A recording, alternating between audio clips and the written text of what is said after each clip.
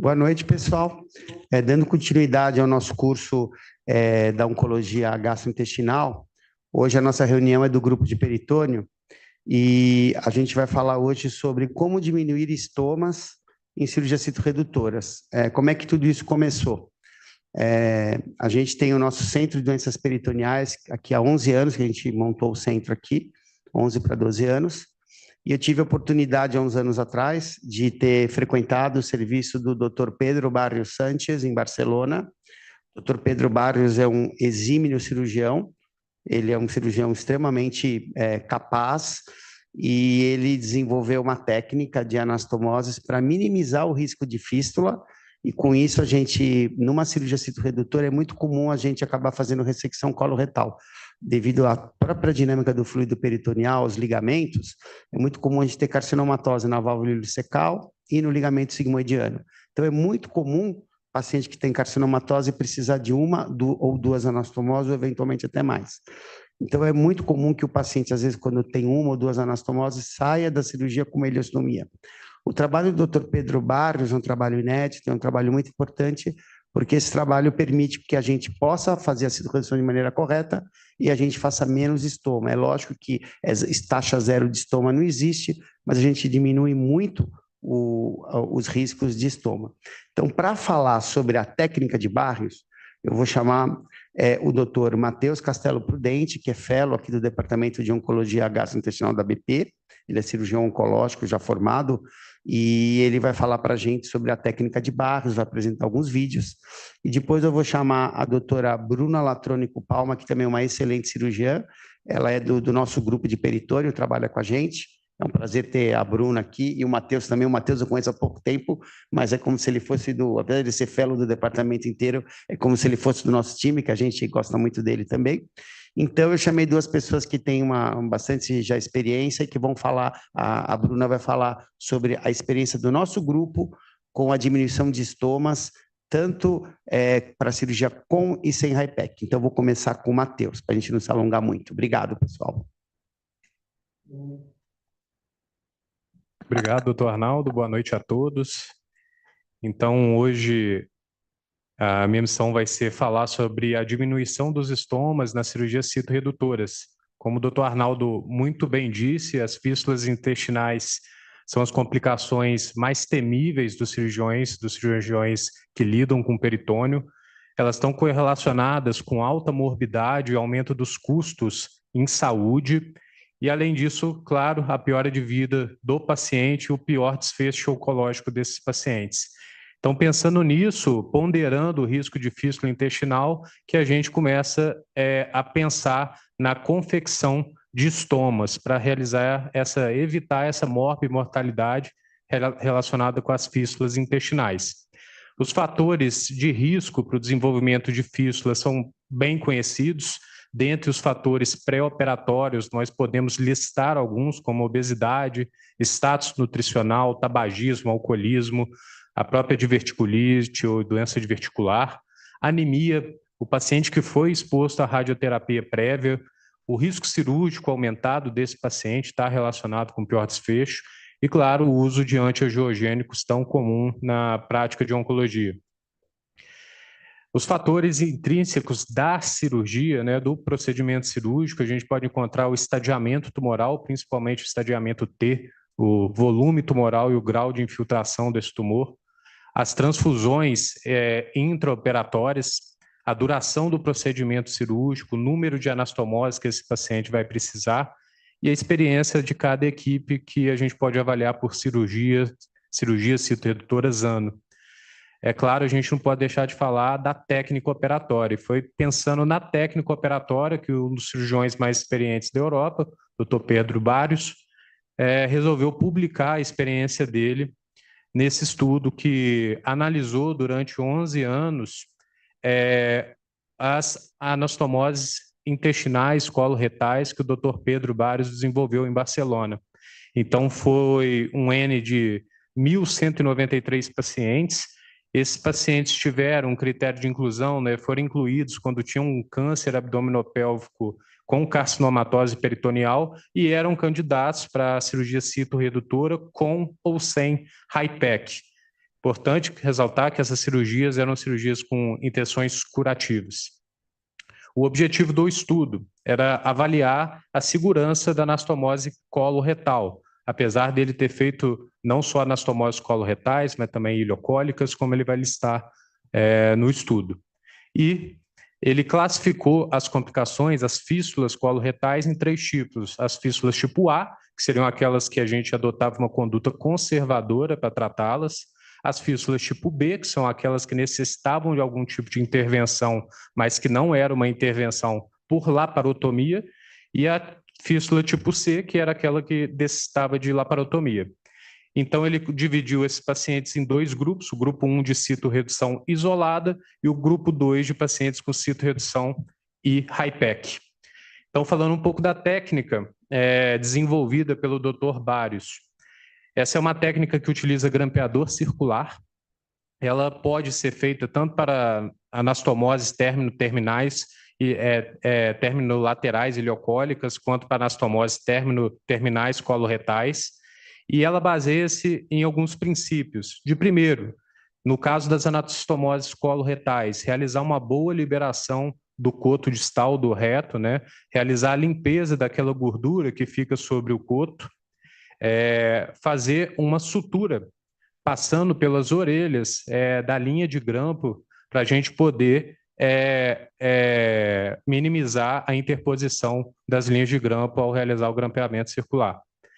Então, aqui é uma ilustração de como fica após a passagem desses pontos, né?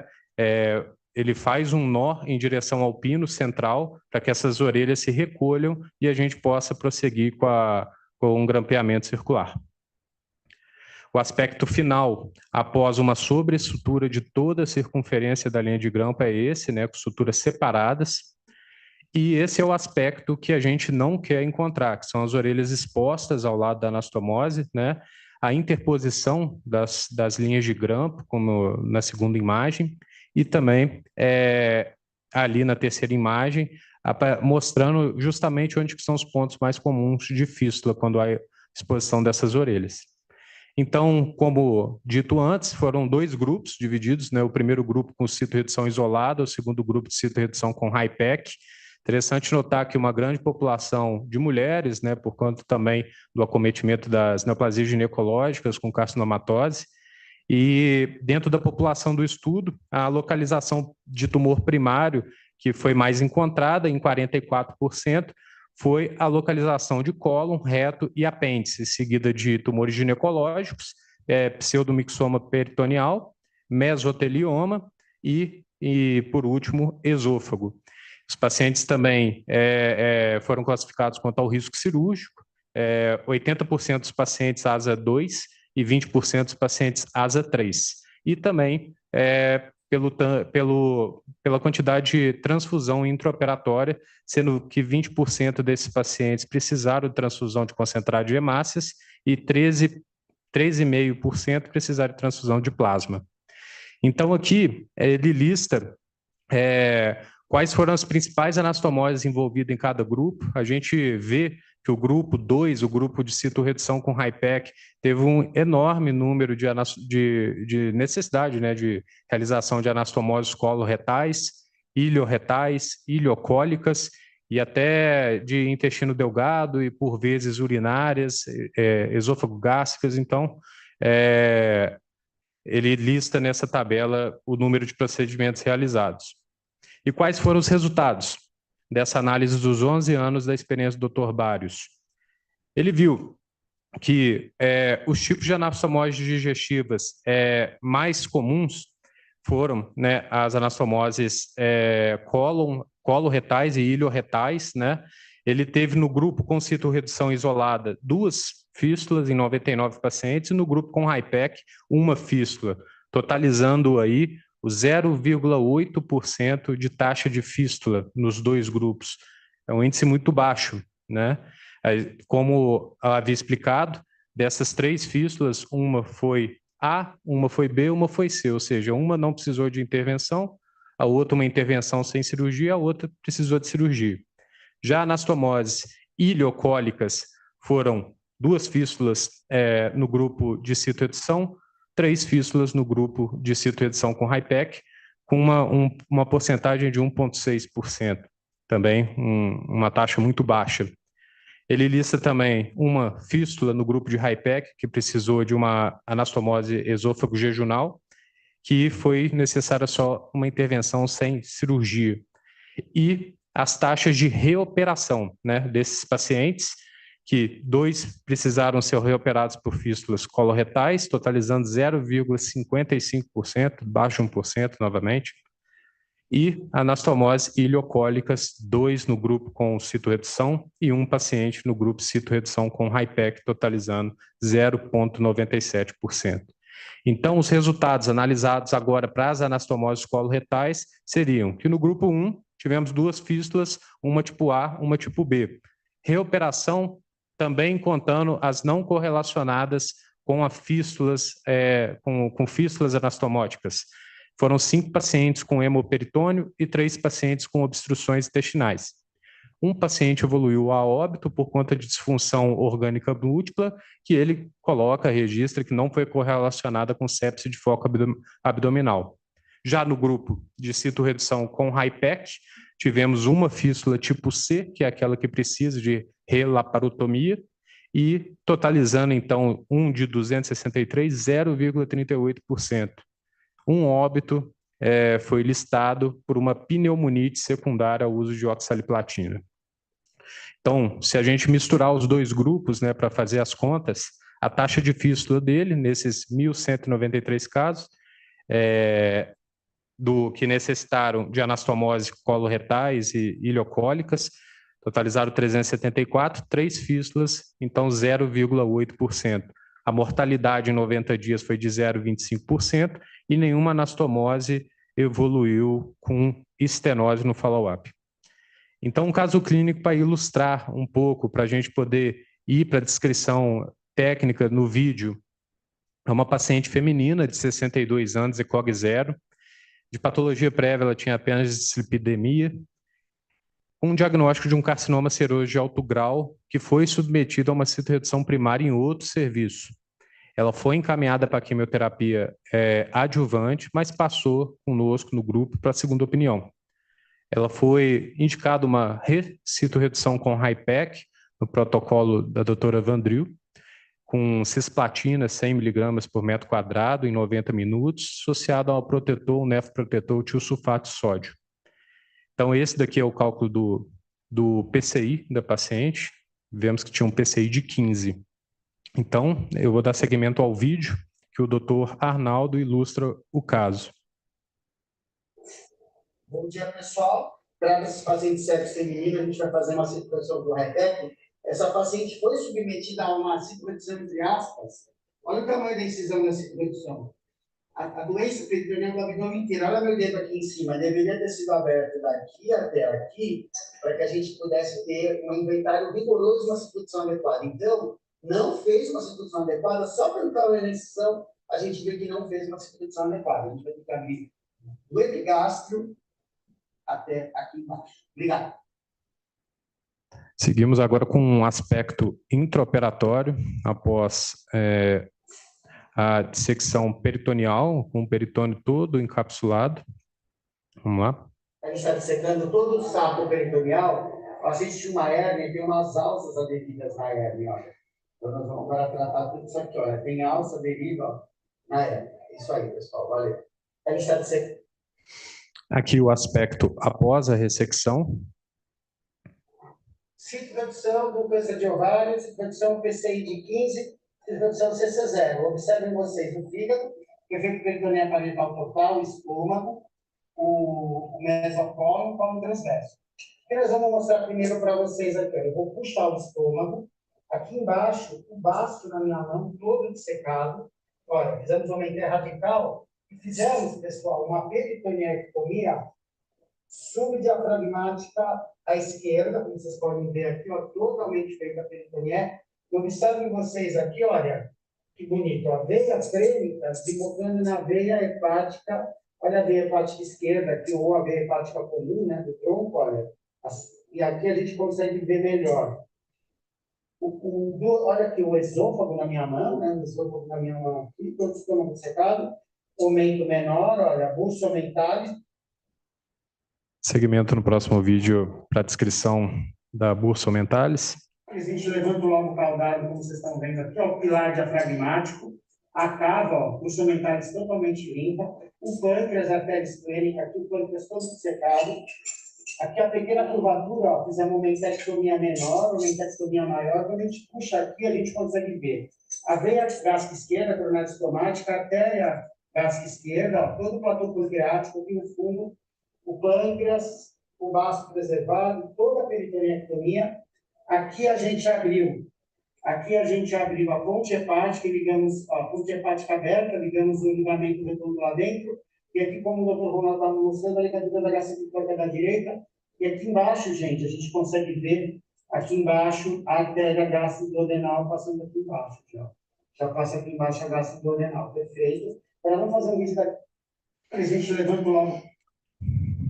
Seguindo a dissecção. Peritonectomia pélvica, observem vocês, artéria, o nervo, a artéria, a veia. Aqui a gente consegue ver um ureter dissecado, outro ureter dissecado, o corpo retal, todo o fluxo do saco, tudo espiritualizado. Aqui a rafia da vagina, aqui a bexiga. E aqui a gente consegue ver, pessoal, aqui os nervos hipogástricos, olha, nervo hipogástrico aqui, ó, nervo hipogástrico esquerdo, nervo hipogástrico direito aqui, ó, dissecado, embaixo do ureter, olha, aqui. Então, essa foi a nossa peritonectomia pélvica. Valeu. Pronto. Peritonectomia. E aqui, enfim, a famosa manobra de Bários. Aqui a gente vai enfatizar a centralização das orelhas anastomóticas do reto distal, conforme exemplificado no vídeo. Olha, e agora eu vou passar o outro ponto aqui. Já foi passado o primeiro ponto. Isso aqui é a moda de Bários, tem que esconder as orelhas. Aqui eu passei um ponto, olha.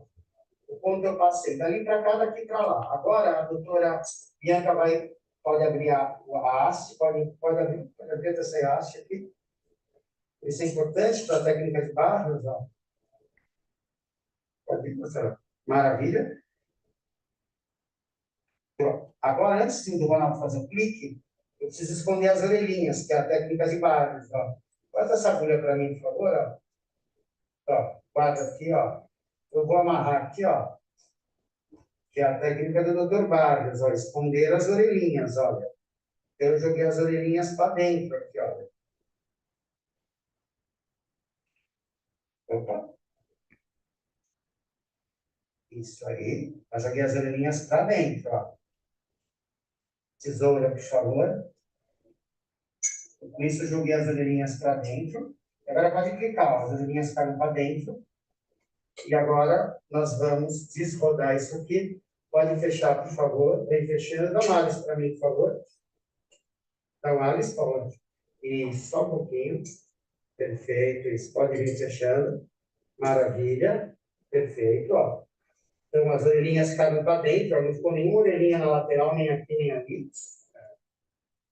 Olha, e agora eu vou passar um... Aqui, exemplificando o reforço, né, da linha de Gramp em 360 graus com suturas descontínuas, né, seromuscular. Anastomose coloretal de base. Nós já fizemos a anastomoterapia, nós estamos suturando, ó.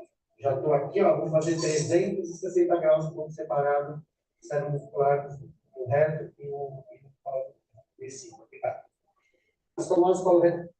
E o aspecto final da anastomose. A anastomose coloretal, a moda de Barnes, ó, vocês podem ver, a gente fez toda reforço 360 graus, ó, 360 graus, tá? E a gente testou já pós-1, não vaza nada, valeu. Importante nós também enfatizarmos que nós podemos fazer a técnica de Bários também para anastomoses iliocólicas, né, términos laterais. Esse é um vídeo exemplificando como se fazer a anastomose iliocólica. Note que o cólon já está aberto, né? Passamos o grampeador circular na abertura do cólon para exteriorizar o pino de grampeamento.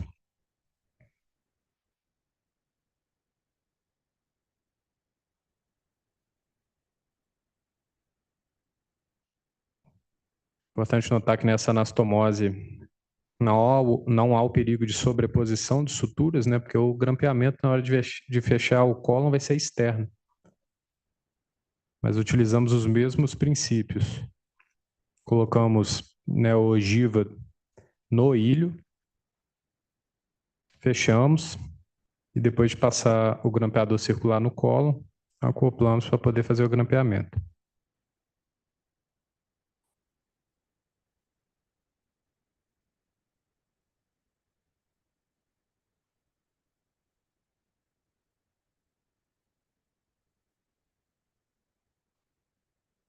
Perfeito.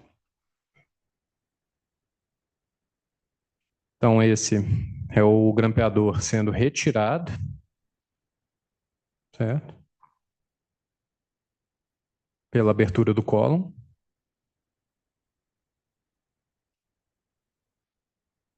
Ótimo. Usamos o CDH 28 nesse caso. E na abertura do cólon, nós vamos prosseguir com o grampeamento com grampeador linear.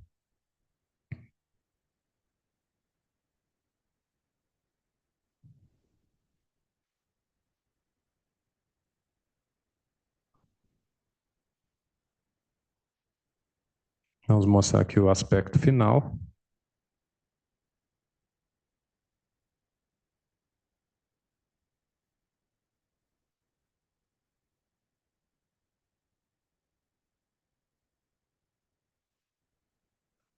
Com uma pontinha que pode ser facilmente ressecada com a tesoura.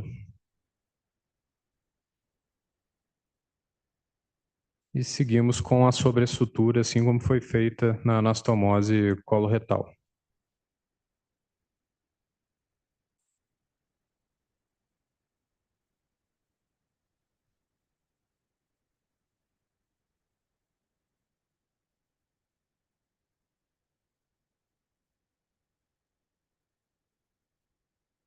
Então é isso. Eu agradeço a oportunidade, doutor Arnaldo, e toda a equipe do Grupo de Doenças Peritoneais da Beneficência Portuguesa.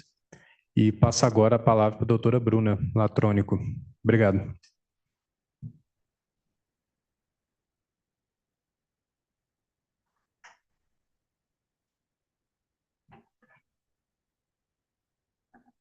Bom, boa noite a todos.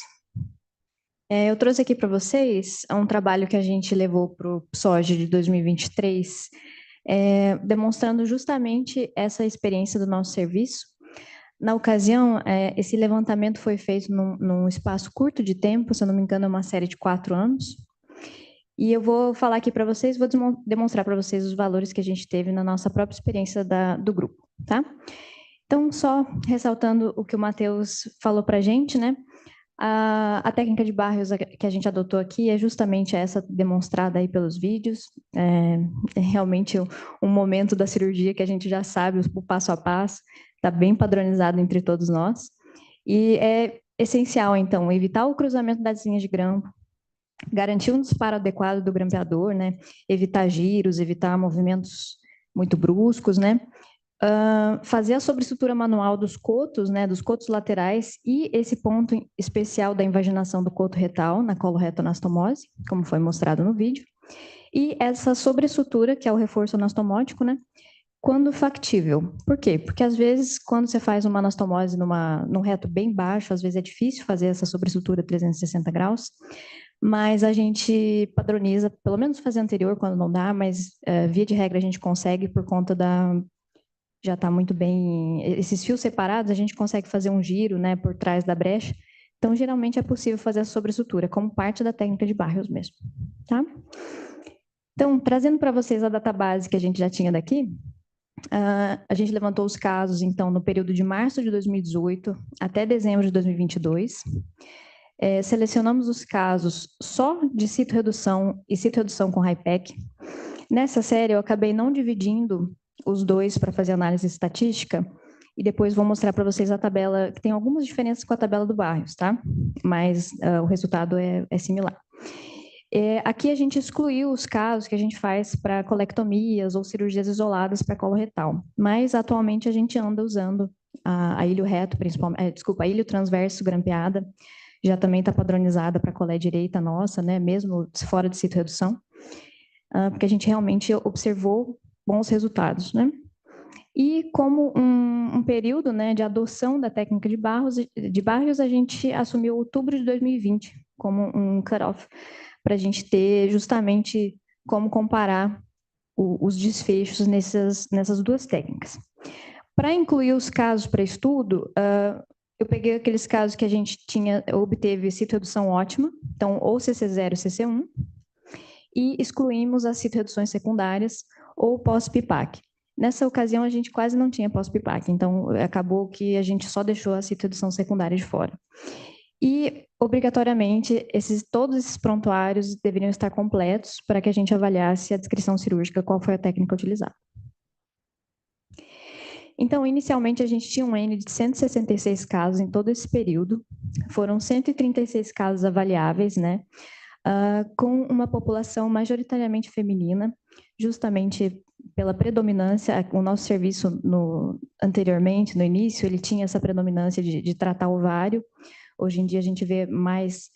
ovário ainda permanece, né, por conta da etiologia, mas a gente ainda agora tem uma variabilidade maior de primários, né? E foram 73 casos de cito-redução isolada e 63 casos de cito-redução associada a HIPEC, tá? Com a database atual, então, de dezembro de 2022 até o momento, a gente consegue adicionar pelo menos aí uns 80 a 100 casos, isso de cito-redução e cito-redução com HIPEC, tá? A nossa média do índice de carcinomatose ficou entre 15 e 16, tá? De 15,8 estatisticamente. E a nossa demografia foi justamente essa, né? Ovário, como a predominância das neoplasias primárias, seguidas de apêndice, coloretal, primário de peritônio e estômago, né? Bastante raro, mas... E entre outros aqui, esses outros são os nossos casos, às vezes, de citodução por sarcomatoses. Foi mais sarcoma, na verdade, na nossa série. E aqui eu trouxe para vocês o N de anastomose, então, de todos esses casos. Então, foram desses 136 avaliáveis, foram realizadas 81 anastomoses. A gente observa que os casos de ovário, principalmente baixo grau, são os que menos acabam necessitando de anastomoses, né? A gente tem, sim, o dado também das ostomias que a gente fez no grupo, mas é perceptível a diminuição nos últimos anos, só que eu acabei não colocando especificamente as ostomias nossas. Mas, dessas 81 anastomoses, a gente teve uma predominância das reto-sigmoidectomias, né, com a colo-reto-anastomose, e as de cólon direito, com ilho transverso ou ilho descendente anastomose, às vezes quando colé mais total, né? Para colo reto, a gente usa o grampeador circular de número 31 ou 29, 28, a depender do fabricante, né? Com a sobressutura, certo? Que nem sempre é tecnicamente possível, como eu disse antes. E no cólon direito, a gente tem o costume de usar o 28 ou 29, a depender do fabricante, com sobressutura, porque aqui é sempre factível, certo?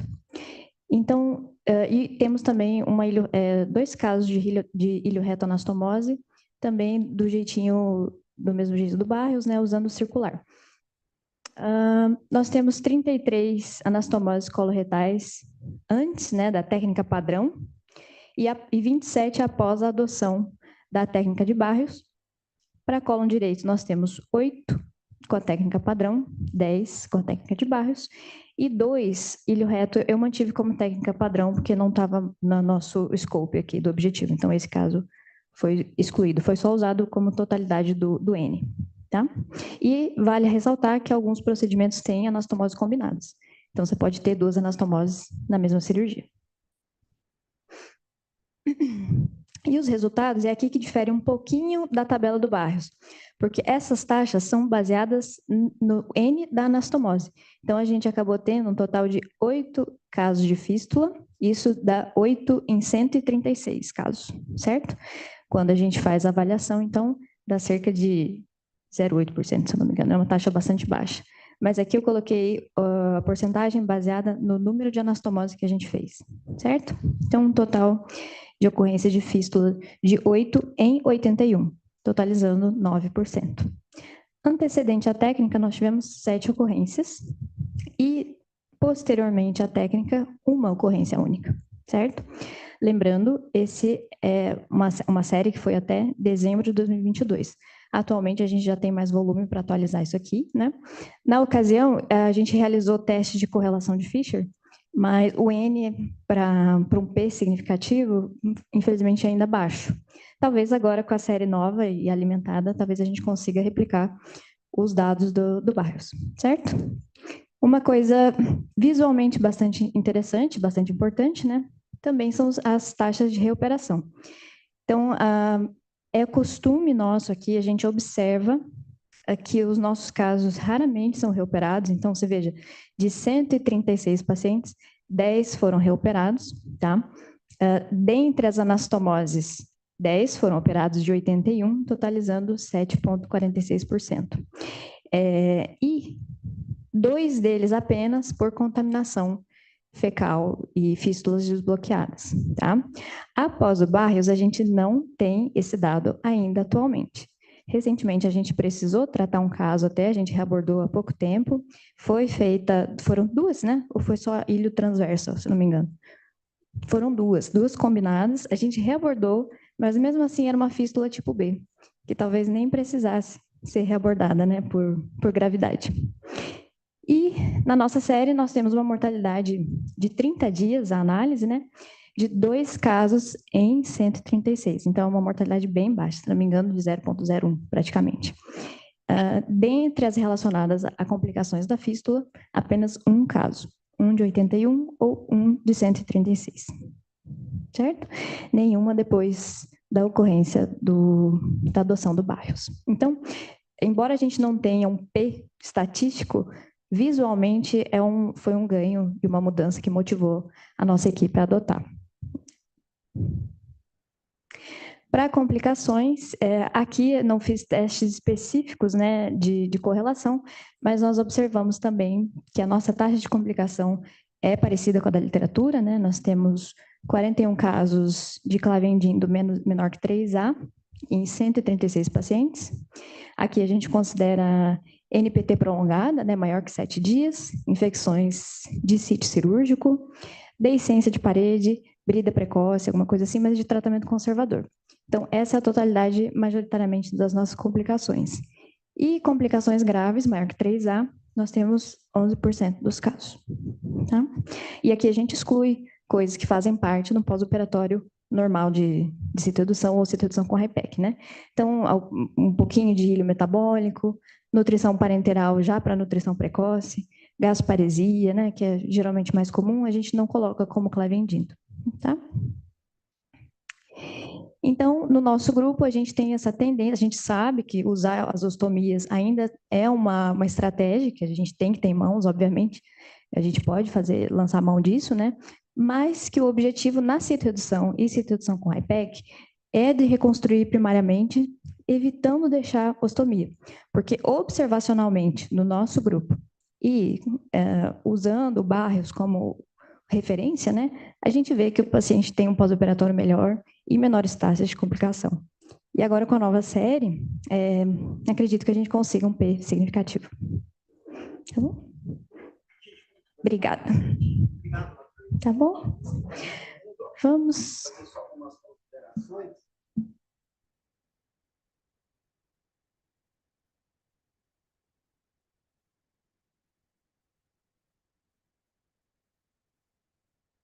Adorei a apresentação de vocês, foi excelente, foi objetiva. Cirurgião normalmente é objetivo e a apresentação de vocês foi bem objetiva.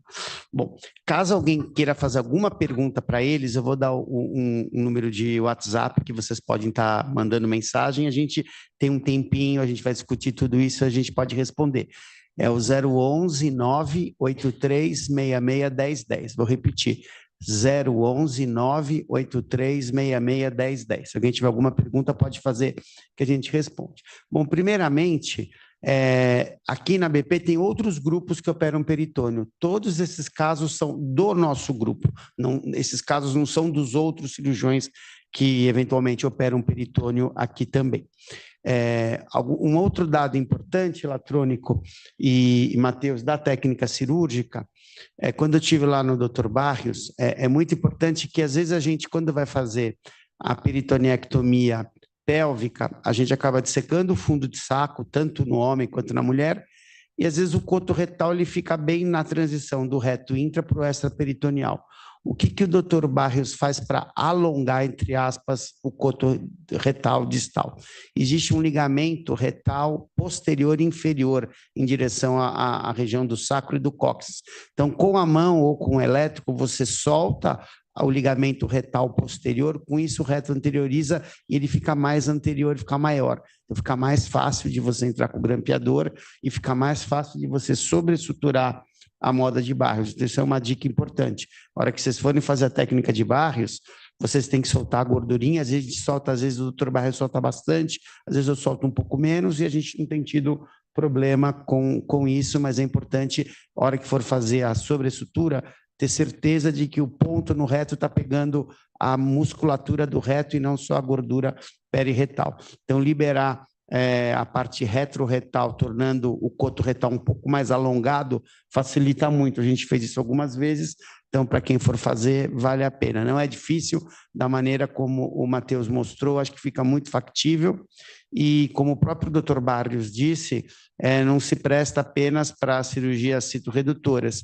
e sim também para qualquer anastomose coloretal, porque realmente diminui muito o risco de fístula, como a Bruna mostrou, e na prática a gente tem visto isso com uma frequência maior. Vocês querem comentar alguma coisa sobre isso?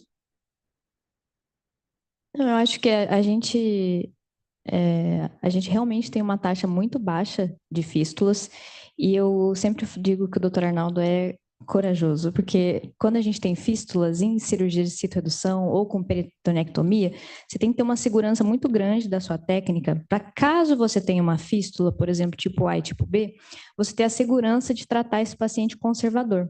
Porque raramente, mesmo nos casos que a gente tem fístula aqui, raramente a gente observa esses pacientes com contaminação difusa, ou peritonites, ou choques sépticos de foco abdominal. Então, geralmente, elas são muito bem guiadas, porque elas são drenadas bem. Então, a drenagem dessas anastomoses, dos recessos, principalmente pós-HIPEC, o paciente sai com 4 drenos, geralmente abdominais, 3 a 4, para justamente drenar e você ter a vigilância no pós-operatório dessas costuras, né? E mesmo quando você tem pequenos escapes com um paciente estável, você tende a não reabordar precocemente, porque já sabendo que é um abdômen hostil, é um abdômen com peritonectomia recente, e mesmo os casos que a gente tem visto, às vezes, fístulas, né? Por isso que eu digo que a série atualizada vai ser um pouco mais completa, porque a gente às vezes tem sim, mas são as do tipo A e tipo B, sem repercussão para o paciente, às vezes prolonga um pouco o tempo de internação, mas também sem tanto prejuízo, e esses pacientes vão bem. E eu acho que isso é demonstrável, né, no pós-operatório. O que a gente percebe, o que a Bruna falou é muito importante. Primeiro, a experiência da equipe cirúrgica. Eu, quando fiz residência de cirurgia geral, a gente aprendeu na residência que tinha uma fístula, reoperava. Ainda tem alguns grupos que qualquer fístula põe na mesa, lava e reopera. Então, na verdade, a gente não precisa reoperar toda a fístula, essa é a questão. Então, como que a gente faz na nossa rotina? Primeiro, o tipo do dreno. Eu não uso dreno de Blake intraabdominal, ele entope com muita frequência. O dreno que a gente usa é o dreno de Silasti, que a gente chama também de Penrose japonês, o grosso. Então, a gente usa 4 drenos. E quando tem anastomose coloretal, a gente costuma drenar na pelve, um do lado direito e do lado esquerdo, um por trás da anastomose, um na frente da anastomose. E a gente costuma drenar sempre o hipocôndrio esquerdo, se faz esplenectomia ou não, por causa de fístula pancreática ou por causa de sangramento. E também a gente costuma drenar no hipocôndrio direito subfrênico à direita. Quando que a gente reaborda? Quando o paciente choca, quando o paciente fica taquicárdico, quando o paciente clinicamente não está indo bem, paciência, tem que reoperar. Quando o paciente tem só um dreno que deu fístula, o paciente está estável, não tem taquicardia, não tem nenhum sinal de que está indo mal, tem tomografia que não tem coleção. Aqui a gente tem também um fator que a gente tem radiologia intervencionista muito boa, que pode colocar um dreno para guiar uma coleção, mas isso raramente a gente usa em pós-citoredução. Por quê? Porque a gente drena bem, a gente usa um dreno bom, não deve usar não se deve usar Blake, na nossa opinião, a gente tem uma experiência grande com isso, o Blake em top não vai bem, tem que usar o Penrose japonês. Se contamina mais do que um dreno, ou seja, tem mais do que um quadrante contaminado, essa fístula não está dirigida. Esse paciente precisa ser reabordado. É o que aconteceu recentemente. A gente operamos um paciente que tinha sido submetido também a uma RE-HIPEC, um paciente tinha sido submetido a uma cirurgia de um pseudomixoma em outro serviço. A cirurgia não foi completa, ele ficou horas operando, não ficou completa a cirurgia, a gente reabordou. E o paciente recebeu 2 anastomoses, uma anastomose, uma ileocólica à moda de Barrios e uma coloretal à moda de Barrios. No pós-operatório, ele começou a ter um pouco de dor, um mal-estar, uma leve taquicardia e 2 drenos tingiram. Tingiu o dreno da pelve esquerdo, o da pelve direito e tingiu também o dreno do hipocôndrio esquerdo. Então, peraí, 2 locais, então, ou seja, essa cavidade está contaminada. Antes de qualquer coisa, eu já levei o paciente para o centro cirúrgico, lavei, a gente manteve a ilho. O que ele teve, esse paciente? Ele teve uma isquemia no ilho, teve um ponto de isquemia no ilho e teve uma aberturinha pequenininha. O que eu fiz? Eu rafiei a ilho onde abriu, o paciente tinha sutura mecânica grampeada, a gente usou um circular 28, a gente sobressuturou e mesmo assim tem um ponto de isquemia. Eu rafiei e puxei uma elostomia em alça, porque a anastomose estava intacta. Então, eu reoperei porque tinha mais do que um dreno, era mais do que um quadrante, ou seja, o abdômen estava contaminado e o paciente está super bem, está para receber alta, ou seja, não teve nenhum problema para o paciente. Assim, é óbvio que ele foi reoperado, mas, enfim, não chocou, foi muito bem. Então, é muito importante que quem trabalha com anastomose, com cirurgia do aparelho digestivo, com peritônio, entender que nem todo caso precisa ser reoperado. Então, a gente vê, às vezes, o cirurgião não tem muita paciência, não quer controlar, deu fístula, reopera. A mensagem é, nem todo mundo precisa ser reoperado. Vocês querem fazer mais algum comentário? Deixa eu ver, por enquanto não chegou nenhuma pergunta aqui. Algum outro comentário, Latrônico? Matheus, algum comentário? A doutora quer fazer algum comentário? Tudo certo, doutor Arnaldo. É sempre importante, agora que eu estou fazendo parte do grupo, né, enfatizar a importância desses pacientes estarem sendo tratados em um centro de doenças peritoneais, né? Às vezes os colegas que estão assistindo, né, até online, às vezes trabalham em centros que não têm radiologia intervencionista, que não tem um setor de imagem disponível a todo momento para discussão, e às vezes a ostomia serve para tranquilizá-lo, né? Então, a gente tem que parar para pensar que às vezes talvez não seja o local certo para tratá-lo, né? Então, enfatizar sempre que possível orientar o paciente a buscar centros especializados que possam fornecer isso tudo, para a gente conseguir essas taxas de mortalidade que o Dr. Barrios expôs no trabalho dele. O que a gente faz aqui? Quando eu digo a gente, somos nós, o nosso grupo, nesses 12 anos que a gente está aqui, que montou esse centro de doenças peritoneais. No começo foi muito difícil. Quando a gente montou o centro de doenças peritoneais, os oncologistas clínicos não acreditavam muito em citoredução nem em HIPEC. Então, era muito difícil a gente operar um pseudomixoma, era raríssimo, porque não deixavam operar. E com o tempo eles foram vendo que a gente foi conquistando, foi mostrando o nosso trabalho, e hoje a gente se consolidou já faz vários anos como um centro de doenças peritoneais em que a gente atende pacientes com doença peritoneal. Não me interessa se é homem, se é mulher, se é pseudomixoma, se é ovário, se tem doença peritoneal, a gente vai cuidar. A gente vai cuidar aqui.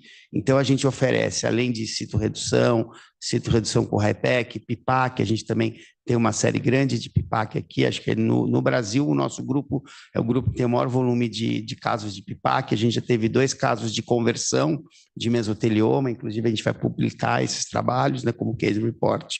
Mas, enfim, o que a gente faz aqui para que a gente se aprimorasse como um centro?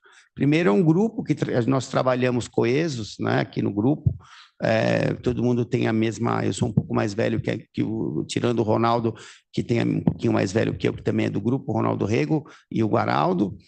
Nós somos cirurgiões todo mundo tem uma formação diferente. Alguns são cirurgiões oncológicos, outros são cirurgiões do aparelho digestivo. A gente não tem um rótulo de que só um tipo de profissional que vai operar o paciente. São cirurgiões dedicados ao tratamento da carcinomatose peritoneal. A gente não rotula pela subespecialidade. A gente quer pessoas dedicadas e que queiram trabalhar e cuidar dos pacientes. Os pacientes que não são candidatos ao tratamento cirúrgico, a gente tem aqui quimio, imunoterapia, nós temos excelentes oncologistas clínicos aqui, excelentes. Então, hoje a gente é um time muito bom. E, além disso, o que a gente fez para ter uma qualidade de citorredução, um selo de qualidade? Primeiro, os anestesistas, eles estão com a gente, é sempre o mesmo grupinho de anestesistas, eles já sabem como manejar o paciente. Lembrar que, quando a citorredução, o índice de câncer peritoneal é alto, a gente faz peritonias mais extensas, é como se fosse um grande queimado. Então, se o anestesista não sabe anestesiar direito, o paciente vai morrer no pós-operatório.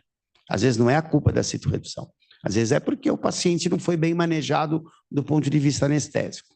No intraoperatório, o nosso time, eu tive a oportunidade de ter aprendido aqui no Brasil, nos lugares onde eu fiz residência e também no exterior, eu aprendi muito, obviamente, com o Dr. Pedro Barrios, que eu tive 2 vezes em Barcelona com ele, também aprendi com o Dr. Marcello Deraco e com o Dr. Cusamuri em Milão.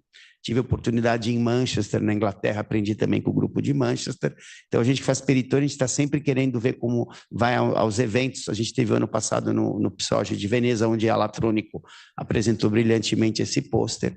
Enfim, a gente tenta, da melhor maneira possível, sempre estar aprendendo, porque a gente não pode parar de aprender, é uma via de várias mãos, mas, enfim, é um grupo coeso e a gente faz de tudo para que as coisas funcionem direito. Outro problema que a gente encontra bastante, é que isso não é muito falado, é quando a gente vai fazer HIPEC, a gente usa um equipamento que é único homologado no Brasil para HIPEC. A gente não usa equipamento adaptado da cardíaca. No mundo inteiro não se usa, no primeiro mundo, você vai na Europa, você vai no Charité de Berlim, você vai no Hospital de Lyon, na França, onde está agora o Dr. Marins, lá, que é nosso amigo do Rio, ele está lá no serviço do Olivier Guilherme. Não se usa a máquina adaptada da cardíaca. Aqui no Brasil, por vários motivos, sempre se usou, continua usando. Mas a gente, para ter um selo de qualidade, e nós somos, que eu saiba, o único grupo aqui na Beneficência, o único grupo que não usa a máquina adaptada da cardíaca é o nosso grupo, os outros todos usam. E eu acho que a gente, para ter um selo de qualidade, a gente anestesia top, cirurgiões preparados. Eu brinco que a gente, quando tem HIPEC, todo mundo dorme cedo na véspera, se prepara, que nem um jogador de futebol que vai para a partida, para a final da Copa do Mundo. A gente também tem que estar, porque são cirurgias longas, você tem que estar inteiro, você não pode estar doente, não pode estar cansado, tem que ter dormido bem para poder fazer. A gente opera, depois a gente usa uma máquina a gente só tem uma no Brasil, que é a máquina da Rand. Eu não tenho nenhum conflito de interesse, não sou médico ligado à Rand, mas é uma máquina que a gente usa porque é a única que não é adaptada no Brasil. A gente tem uma UTI muito boa, em que os intensivistas já sabem que tem que hidratar muito bem o paciente no pós-operatório, que é um grande queimado, que se a noradrenalina começa a subir muito, alguma coisa está errada. Ou seja, a gente já tem uma rotina aqui dentro. Então, a chance de pode dar errado? Pode. Mortalidade, qualquer lugar tem, nos melhores serviços tem. Mas, assim, como a doutora Alatrônico mostrou, a mortalidade do nosso grupo é uma mortalidade baixa, que está compatível com a literatura, e nós somos cirurgiões, todo o grupo, esforçados e dedicados ao tratamento da doença peritoneal. Acho que o segredo é esse, é tentar ter um selo de excelência em todos os locais em que o tratamento da doença peritoneal precisa, como pré-operatório, cirurgia pós-operatório. Acho que é isso, fisioterapia, enfermagem, tudo isso junto para poder estar tratando o paciente da melhor maneira possível. Deixa eu ver se chegou aqui alguma perguntinha. Não chegou nenhuma pergunta. Bom, gente, eu acho que foi ótima essa apresentação.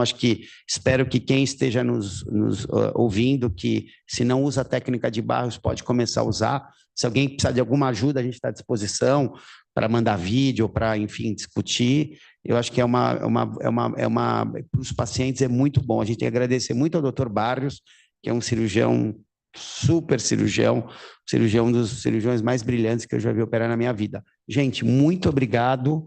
E só lembrando a todos que essas reuniões, elas são todas quintas-feiras. O nosso departamento, que é o departamento do aparelho digestivo aqui da Beneficência Portuguesa, essas reuniões são divididas em 4 partes. A primeira parte é aparelho digestivo alto, hepatobílio pancreático, colo retal, e doenças peritoneais. São as 4, toda quinta-feira tem sempre uma reunião. Então, vou encerrar. Muito obrigado a todos, boa noite. Boa noite, obrigado.